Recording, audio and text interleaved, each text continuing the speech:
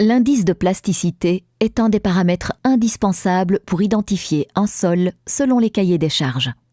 Cette valeur indique dans quelle mesure des particules d'argile sont présentes dans un matériau.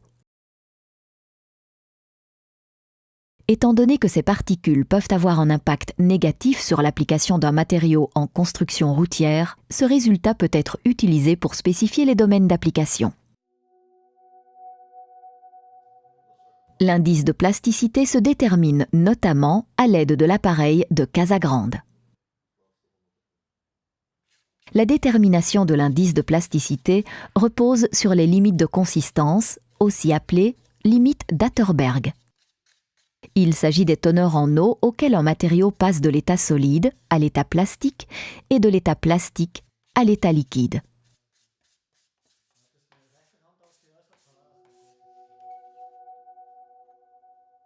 Avant de débuter l'essai, le laborantin pèse plusieurs récipients dans lesquels de petits échantillons seront placés ultérieurement pour en déterminer la teneur en eau.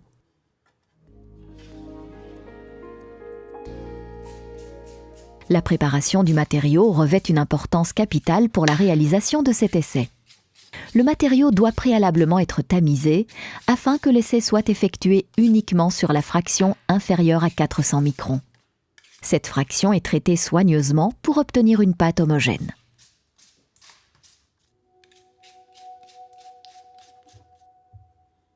Pour déterminer la limite de liquidité, le laborantin étale environ 70 g de sol dans la coupelle de l'appareil de Casagrande.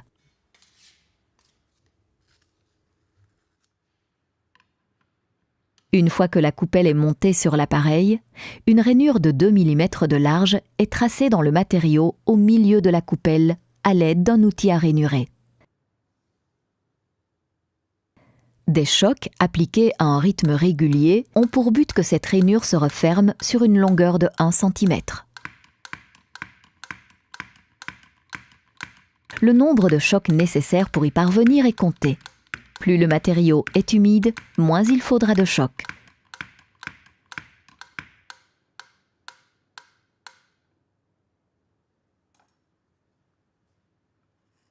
Le laborantin prélève ensuite un échantillon dans la zone où le matériau s'est refermé afin d'en déterminer la teneur en eau.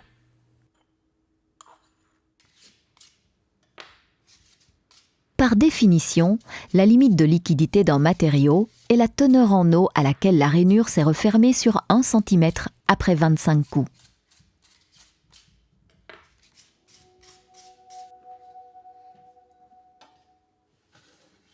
Étant donné que dans la pratique, il est quasiment impossible d'obtenir cette teneur en eau, on réalise une régression linéaire avec 4 à 5 points de mesure à différentes teneurs en eau.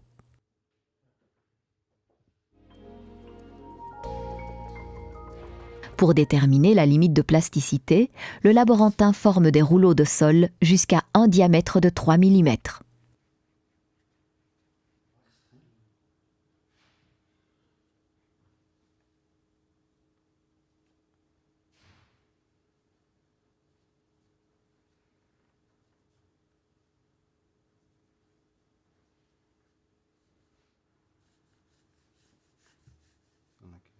Lorsque le rouleau se brise ou se morcelle quand il atteint un diamètre de 3 mm, on détermine sa teneur en eau. Cette teneur en eau est appelée la limite de plasticité d'un matériau.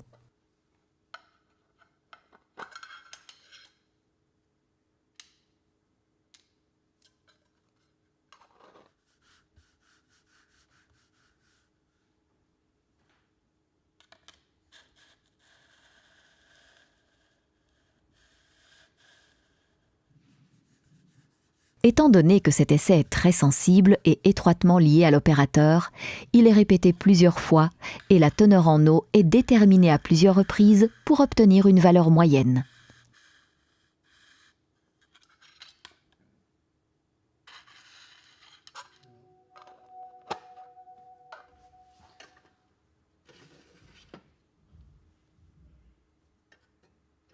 Tous les pots pesés sont placés dans une étuve afin de les sécher jusqu'à masse constante à une température de 110 degrés Celsius. Ils sont ensuite pesés à nouveau.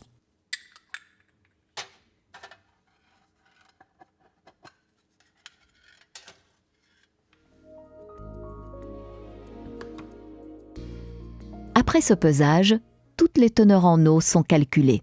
Ensuite, la régression linéaire de la limite de liquidité peut être calculée et la valeur moyenne des teneurs en eau de la limite de plasticité peut être établie. La teneur en eau de la limite de liquidité à 25 coups peut aussi être déterminée en transposant les points mesurés sur un graphique.